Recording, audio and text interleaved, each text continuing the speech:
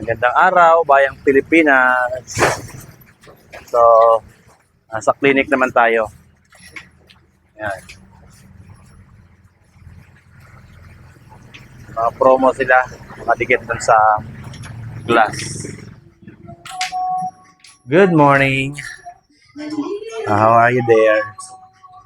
Kamusta kayo, Dira? So, ito yung MFR Aesthetic Clinic.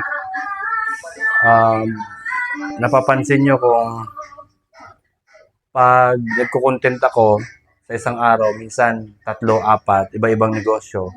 Dahil sa hirap ng panahon ngayon, kailangan natin mag-relax. So, isa itong clinic sa naisip kong negosyo dahil pampatanggalin ng stress. Kita ko mismo sa sarili ko. Kaya, kinukumpara ko yung mga pinagdadaan ng mga kababayan natin, lalo na sa may mga kakayahan naman na ayusin yung sarili nila, relax yung sarili nila, nandito yung FR Aesthetics. So, ako kasi ganoon ako eh.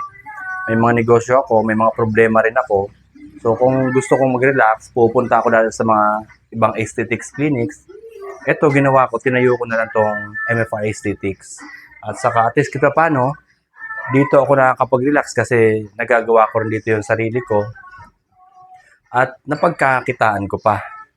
So, double purpose ito. Kaya ako mag-isip palagi. So, yun. Ang location nitong MFR Aesthetics, kung gusto niyo pumunta dito para mag-relax, pwede mag-relax dito. Mababa lang po ang mga services namin dito. Halos magsiservisyo lang sila. Halos mababa po talaga ang offer namin mga services dito at saka quality yung nagtatrabaho dahil nag-aral po sila sa Aesthetics Academy mismo, yung mga estheticians namin dito, yung mga gumagawa. So, nasa 353 Luzon Avenue, Barangay Pasong Tamo, or message nyo po sila sa page, sa TikTok, at saka sa Shopee. So, joke lang po. Wala po sila sa Shopee. May page po sila sa Facebook. Type nyo na po yung MFR Aesthetics at ayun, lalabas po yun may mga sasagot po sa inyo doon. So, active po ang mga taga-sagot namin doon. Yung marketing namin at pati yung sales namin ay sasagot po sa inyo doon. Magandang araw, Bayang Pilipinas.